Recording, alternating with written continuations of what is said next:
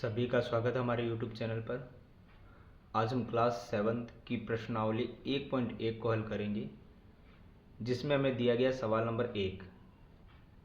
एक ऐसा पूर्णांक युग्म लिखिए जिसका योग -7 है। देखिए, पूर्णांक क्या होते हैं? पूर्णांक संख्याएं होती है जो हम संख्या रेखा हमने कक्षा 6 में भी देखा होगा। 0 से इस तरफ की प्लस की और 0 से इस तरफ माइनस की संख्याएं चलती है। हमें ऐसी कोई दो संख्याएं लेनी है जिनको जोड़ने पे -7 आ जाए। कैसे आ सकती है ये देखते हैं। जैसे हम क्या करते हैं, कैसे भी दो संख्याएं ले सकते हैं। जैसे हमें पता है पूर्णांक 1 होगा, पूर्णांक 2 होगा। इन दोनों का योग मतलब प्लस, और वो आंसर कितना आएगा -7। तो हमें पता है कि हम कोई भी पूर्णांक अगर लेंगे और वो आंसर माइनस का आ रहा है तो हम क्या करेंगे, हमारे पूर्णांकों को ध्यान से देखेंगे कि यहाँ पे हम माइनस के पूर्णांक ही लेंगे। जैसे हम ले सकते हैं -6, और उसके साथ में पता है कि अगर हम -6 ले रहे हैं तो हमें यहाँ पर कुछ ऐसा पूर्णांक लेना होगा कि वो जोड़ने पे -7 आ जाए। तो हमें पता है कि 6 में अगर हम 1 को जोड़ देंगे तो वो 7 आ जाएगा। लेकिन अगर हम यहाँ प्लस का लेंगे तो हमें पता है कि माइनस और प्लस क्या हो जाता है, माइनस। अगर हमें दोनों को जोड़ना है तो अगर एक माइनस का तो दूसरा भी हमें किसका लेना पड़ेगा, माइनस का, क्योंकि ये हो जाएगा -6 प्लस माइनस माइनस और 1 का 1। तो माइनस माइनस प्लस, 6 और 1 हो गया 7, और बड़ी संख्या है माइनस की। इनको समझने के लिए हमें सबसे पहले कुछ निशानों को समझना पड़ेगा, जो हम देख लेते हैं यहाँ पर। जैसे प्लस और प्लस क्या होते हैं, हमेशा प्लस। माइनस और माइनस प्लस। दोनों निशान जब भी एक जैसे होंगे, सिमिलर, वो हमेशा प्लस होंगे, और अगर दोनों अपोजिट होंगे तो माइनस। तो इस तरीके से हमें इन सवालों को हल करना है।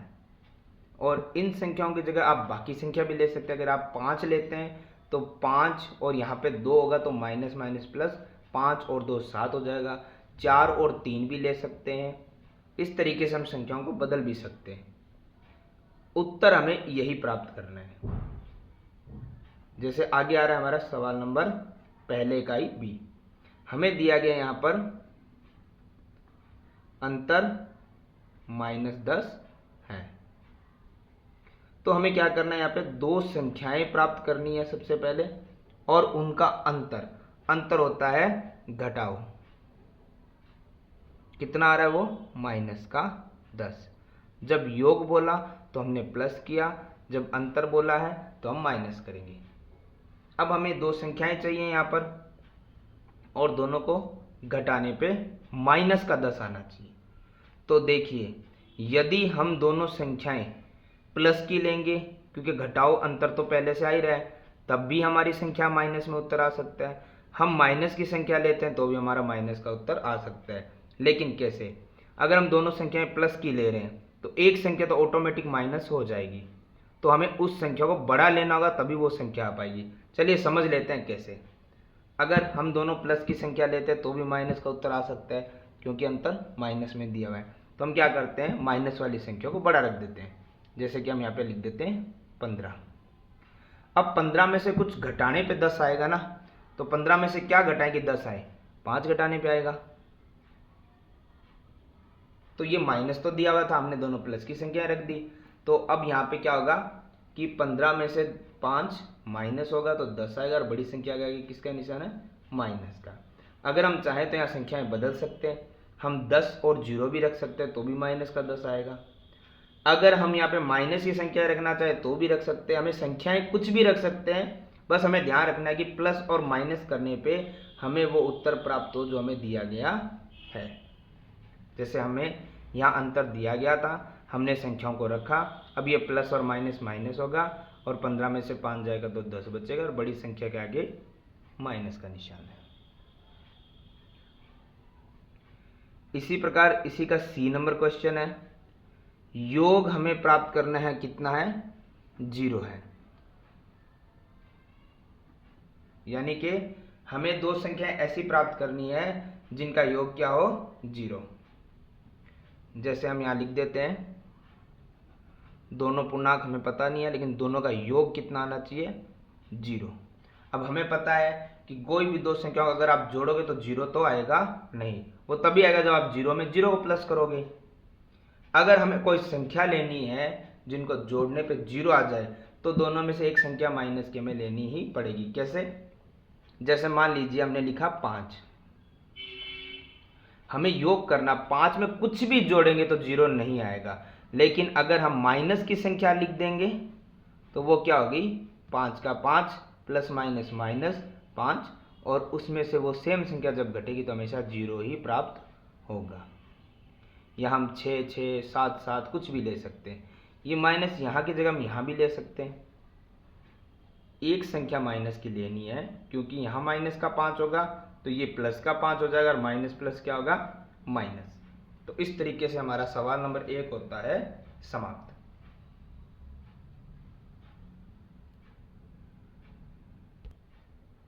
आगे हमें दिया गया सवाल नंबर 2। सवाल नंबर 2 का भी ए नंबर जो क्वेश्चन हमें दिया गया वो दिया गया एक ऐसा ऋणात्मक पूर्णांक युग्म लिखिए जिसका अंतर 8 है। यानी कि ऋणात्मक से मतलब होता है नेगेटिव, माइनस, और अगर यही धनात्मक आता तो वो होता पॉजिटिव यानी कि प्लस। हमें ऐसे पूर्णांक लिखने हैं जो ऋणात्मक यानी माइनस में हो और फिर उनका अंतर 8 आना चाहिए। कैसे समझ लेते हैं हम। जैसे हमें पता है दो पूर्णांक तो हमें लिखने ही लिखने, दोनों होने चाहिए माइनस के, ठीक है, और उन दोनों का अंतर ये वाला माइनस अंतर के लिए है, और उत्तर आना चाहिए 8, किसी का नहीं प्लस का 8। दोबारा समझ लेते हैं, दोनों पूर्णांक दोनों ऋणात्मक होंगे, ये दोनों पूर्णांकों का माइनस है, और उनका अंतर ये अंतर का निशान आएगा माइनस, यहाँ योग होता तो प्लस आ जाता, और उत्तर कितना आएगा 8। तो हमें ऐसी कोई भी दो संख्याएं लेनी है कि दोनों को लिखें तो हमारा उत्तर 8 आ जाए। तो देखिए पूर्णांक तो हम बाद में सोचेंगे, पहले देखते हैं कि यहाँ तो माइनस का माइनस रहेगा, यहाँ संख्या चाहे कोई भी हो ये माइनस और माइनस क्या हो जाएगा प्लस। पूर्णांक अभी तक हमने गैस नहीं किए हैं लेकिन हमने निशानों को कर दिया कि माइनस माइनस क्या होने वाला है प्लस, क्योंकि ये अंतर का और ये ऋणात्मक पूर्णांक का, और बराबर में उत्तर कितना आएगा 8। यानी हमें इतना पता है कि एक संख्या माइनस और एक संख्या प्लस की अंत में हो जाएगी, और माइनस प्लस क्या होगा माइनस, तो उत्तर आना चाहिए 8। अब आपको कोई भी दो संख्याएं ऐसी लेनी है कि उनको माइनस करने पे 8 आ जाए, क्योंकि माइनस और प्लस क्या होगा माइनस। तो हम सबसे पहले क्या करते हैं, यहाँ पे कोई भी संख्या ले लेते हैं। जैसे हमें पता है कि उत्तर प्लस का आना चाहिए तो प्लस वाले के सामने बड़ी संख्या है, क्योंकि घटाने के बाद निशान भी देखा जाएगा। तो बड़ी संख्या का किसका निशान आना चाहिए, जो यहाँ पे दिया गया है प्लस का, और छोटी संख्या का माइनस का। तो हम यहाँ पे ऐसे भी लिख सकते हैं 18 और 10। क्यों? बड़ी संख्या को हमने प्लस की इसलिए रखी है क्योंकि अब माइनस और प्लस क्या होगा माइनस, तो 18 में से 10 जाएगा तो 8 बचेगा, और बड़ी संख्या का क्या आ जाएगा प्लस। जैसे मैंने पहले भी सवाल में बताया था, इनमें संख्याएं जरूरी नहीं यही रखो आप, इसमें आप कुछ और भी रख सकते हैं। जैसे 10 और 2 भी रख सकते हैं तो भी 8 आ जाएगा, क्योंकि 10 में से 2 जाएगा तो 8 बचेगा। 12 और 4 भी रख सकते हैं, 8 आ जाएगा। संख्याएं बदल सकते हो, पर निशानों का जरूर ध्यान रखें कि किस निशान को हल करने से क्या आंसर आ सकता है। आंसर हमें दिया गया है, उसको हम चेंज नहीं कर सकते।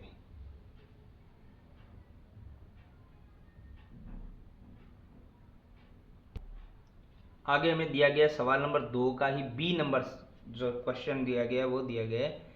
इस बार एक ऋणात्मक और एक धनात्मक, यानी कि एक नेगेटिव और पॉजिटिव, माइनस और प्लस के अंदर पूर्णांक लिखने हैं जिनका योग माइनस का 5 हो। आइए समझते हैं कैसे। ठीक है, सबसे पहले जैसे मैं बताता हूँ आपको दोनों पूर्णांक जो हमें ज्ञात करने हैं, लेकिन ये कह रहा है एक पूर्णांक तो ऋणात्मक होना चाहिए माइनस का, दूसरा होना चाहिए प्लस का, और उन दोनों पूर्णांकों को जोड़ना है, योग करना है, और उत्तर किसमें प्राप्त होगा माइनस में।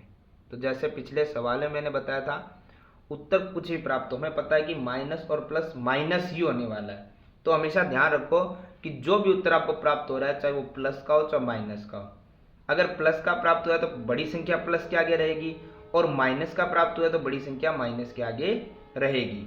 तो हमें क्या चाहिए, ऐसी दो संख्याएं लिखनी है जिनको घटाने पे 5 आ जाए, क्योंकि माइनस प्लस माइनस रहेगा, और बड़ी संख्या जो हम रखेंगे वो रहेगी माइनस की, क्योंकि जो आगे वाली संख्या आपको निशान दिया गया वही रखना है। तो अगर हम यहाँ पे लिख देते हैं 15 और 10, क्योंकि 15 में से 10 को माइनस करेंगे, माइनस प्लस माइनस तो 5 आ जाएगा, और बड़ी संख्या के आगे हमेशा आपको वही बड़ी संख्या रखनी है जिसका निशान आपको दिया गया है। तो बड़ी संख्या हमने माइनस की रखी, और माइनस ही हमें प्राप्त करना था। अगर ये प्लस का प्राप्त करना होता तो बड़ी संख्या हम प्लस की तरफ रखते। तो ये सवाल नंबर बी भी होता है कंप्लीट।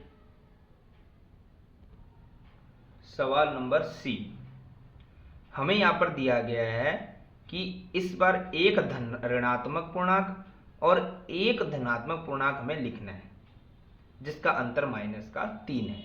तो हमें क्या करना है, सबसे पहले एक पूर्णांक माइनस का होगा, एक प्लस का होगा, और दोनों का अंतर होता है माइनस, जो कितना आएगा माइनस का 3। तो एक ऋणात्मक का हो गया, दूसरा धनात्मक हो गया। ये जो माइनस है वो अंतर का है, जो मैं आप पहले ही बता चुका हूं, अगर योग होगा तो प्लस होगा और अंतर होगा तो माइनस होगा, और उत्तर माइनस में चाहिए। तो अब हम देखते हैं, तो माइनस माइनस तो प्लस होते हैं, यानी हमें पता है कि ऐसे दो पूर्णांक लिखने हैं जिनको जोड़ने पे 3 आ जाए। तो जोड़ने पे तो 3 आ सकते हैं, 3 और 0 को कर दो, 2 और 1 को कर दो आप। जैसे हम यहाँ पे लिख देते हैं 2 और 1, और जब आपको पता है कि दोनों निशान बराबर होते हैं तो फिर बड़ी संख्या और छोटी संख्या हम किधर भी लिखे, चाहे 1 इधर या 2 इधर लिख दे, क्योंकि माइनस माइनस प्लस होगा, और बड़ी संख्या हम किसी तरफ भी लिखे, दोनों तरफ निशान तो बराबर है, तो वो उत्तर माइनस का ही प्राप्त होगा, क्योंकि माइनस माइनस प्लस, 2 और 1 3, बड़ी संख्या के आगे माइनस। तो इस तरीके से हमें इन पूर्णांकों का और साथ में उनके निशानों का ध्यान रखना पड़ता है। तो ये हमारा सवाल नंबर 2 भी होता है कंप्लीट।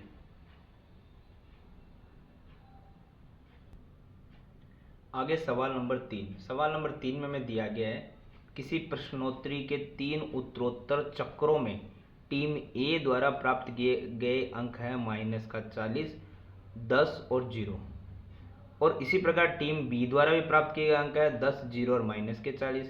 किस टीम ने अधिक अंक प्राप्त किए हैं, पहले तो हमें वो बताना है, फिर बताना है क्या हम कह सकते हैं कि पूर्णांकों को किसी भी क्रम में जोड़ा जा सकता है या नहीं। तो सबसे पहले तो हम ये देखते हैं अधिक किस टीम के अंक है। तो पहले हम क्या करेंगे, यहाँ पे टीम ए है तो उसके अंकों को हम जोड़ लेंगे।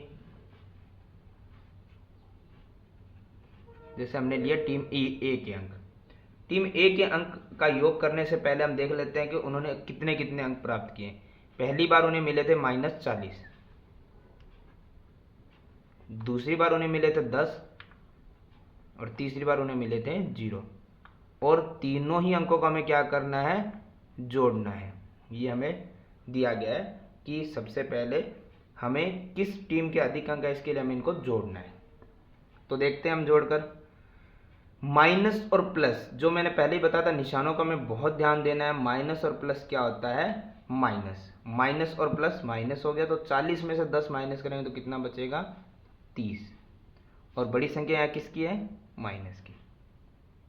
ये दोनों हल हो गए हैं। फिर है प्लस का 0, और हमें पता है कि 0 आप किसी भी संख्या में प्लस करो या माइनस करो, उस संख्या में कोई भी परिवर्तन नहीं आता है। इसी प्रकार हम देखेंगे टीम बी। टीम बी के जो अंक थे वो हमें दिए गए थे, पहले राउंड में 10 मिले थे, दूसरे राउंड में 0, तीसरे राउंड में माइनस के 40, और इनको हमें योग करना है, टोटल करना है। तो देखो 10 और 0 तो कितने होते हैं, 10, और माइनस के 40 वैसे के वैसे। तो अब हम देखते हैं यहाँ पे ये कोई निशान नहीं तो प्लस माना जाएगा, और ये है माइनस। प्लस माइनस क्या होता है, माइनस, यानी कि 10 में से 40 नहीं, लेकिन 40 में से 10 जाएंगे तो कितने बचेंगे, 30, और बड़ी संख्या किसकी है, माइनस की। तो टीम बी को कितने अंक प्राप्त हुए हैं, माइनस के 30। अब हमें बताना है किस टीम ने अधिक अंक प्राप्त किए, किसने किए, दोनों ने बराबर अंक प्राप्त किए। तो हमें क्या करना है, अगर किसी टीम ने ज़्यादा प्राप्त किए तो हम लिख देते टीम ए या टीम बी। हम यहाँ पे भी मेंशन कर देंगे कि प्रत्येक टीम यानी टीम ए और टीम बी के अंक क्या है, समान। और दूसरा पूछा गया था कि पूर्णांकों को किसी भी क्रम में जोड़ा जा सकता है क्या। जैसे ये 40 आगे था, 10 और 0 पीछे था, यहाँ 10 आगे 0 है, माइनस का 40 पीछे है। तो क्या हम किसी भी क्रम में इनको जोड़ सकते हैं, पूर्णांकों को हम किसी भी क्रम में जोड़ सकते हैं। आंसर चाहे कुछ भी आता हो लेकिन हम जोड़ सकते हैं। ऐसा नहीं है कि इसको पहले ही जोड़ना पड़ेगा, इसको बाद में जोड़ना पड़ेगा, किसी भी क्रम में जोड़ सकते हो। तो हम लिख देंगे यहाँ पर पूर्णांकों को किसी भी क्रम में जोड़ सकते हैं, जोड़ सकते हैं। तो ये हमारा सवाल नंबर 3 भी होता है समाप्त। आगे है सवाल नंबर 4। सवाल नंबर 4 में हमें दिया गया है कि निम्नलिखित कथनों को सत्य बनाने के लिए रिक्त स्थानों की हमें क्या करनी है, पूर्ति। तो देखिए रिक्त स्थानों की पूर्ति जो हमें करनी है वो भी कुछ नियम के तहत होगी। जैसे हमें दिया गया है सवाल नंबर 1 में -5 और प्लस का -8 बराबर में -8 जो पीछे था वो आगे आ गया और फिर खाली स्थान है, दोनों बराबर करने। तो इतना तो हमें पता है कि अगर -8 यहाँ मौजूद है तो अब -5 हम यहाँ लिखेंगे तभी ये बराबर हो पाएगा। लेकिन इसमें नियम कौन सा लिखता है वो नियम भी समझ लेते हैं। इस नियम को बोलते हैं क्रम विनिमय का नियम। क्रम विनिमय जिसमें क्या होता है, जैसे ए और बी मान लेते हैं हम, अगर बराबर के इधर अगर बी जो बाद में था वो पहले लिख दें तो ए को हम पीछे लिख सकते हैं। यानी कि ए और बी जो होता है उनको हम बी और ए के रूप में भी लिख सकते हैं। जैसे मैं कह दूं 3 और 4 को जोड़ना है 7 होगा, तो 3 और 4 को हम 4 और 3 में भी तो जोड़ सकते हैं, तो वो होता तो फिर भी 7 बराबर ही है। यानी कहने का मतलब है जो पीछे था वो आगे आ गया, तो जो आगे वो कहाँ चला जाएगा, पीछे। इसी प्रकार हमारा सवाल नंबर 2 जो दिया गया है वो है -53 प्लस। -53 में कुछ भी जोड़ना है और उत्तर -53 ही है। ये है दूसरा हमारा नियम जो लग रहा है, इसमें आ रहा है योज्य तत्समक। यानी इसका मतलब ये होता है कि किसी भी संख्या में आप यहाँ पर उसी संख्या को प्राप्त करना है तो उसमें हम क्या प्लस कर सकते हैं, 0। यानी कि किसी संख्या अगर सेम वही संख्या में प्राप्त करनी है तो हम उसमें 0 को ही जोड़ेंगे, तभी हमारा वही संख्या प्राप्त होगी। फिर आ रहा है हमारा तीसरा सवाल 17 प्लस, और यहाँ पे हमें क्या दिया गया है कि 17 में क्या हम जोड़ें कि 0 प्राप्त हो जाए। ये जो नियम है ये है योज्य प्रतिलोम का नियम। यानी कि 17 या किसी भी संख्या में हम कुछ भी जोड़ेंगे तो 0 प्राप्त नहीं होगा। अगर हमें कुछ जोड़ना है तो वो होगी उसी संख्या को माइनस में, यानी कि उस संख्या में से आप वो संख्या जोड़ नहीं घटा सकते हैं, और घटेगा जब वो प्लस और माइनस माइनस हो जाएगा, यानी हमें वो संख्या ऋणात्मक यानी माइनस की लेनी पड़ेगी तभी, और सेम वही संख्या लेनी पड़ेगी। यानी कि सिर्फ सेम संख्या सेम होती है और निशान विपरीत होता है, प्लस है तो माइनस, माइनस है तो प्लस, हमेशा वो संख्याएं उत्तर 0 में ही प्राप्त होगा। अब जो सवाल नंबर 4 हमें नजर आ रहा है उसमें ध्यान से देखिए क्या दिया गया है। इसमें हमें 2 संख्या दी गई है, तीसरी मिसिंग है, और बराबर से उधर हमें सारी संख्याएं दी गई है, लेकिन ब्रैकेट चेंज हो गया। जो 13 पहले ब्रैकेट में था वो ब्रैकेट से बाहर हो गया है, और 12 और साथ में एक और संख्या 7 ब्रैकेट में हमें मिल चुकी है। इसे हम कैसे हल करते हैं आइए समझते हैं। ये नियम होता है साहचर्य का नियम। इसे हम कैसे हल करते हैं, देखिए सबसे पहले सीधी बात मैं आपको समझाता हूँ।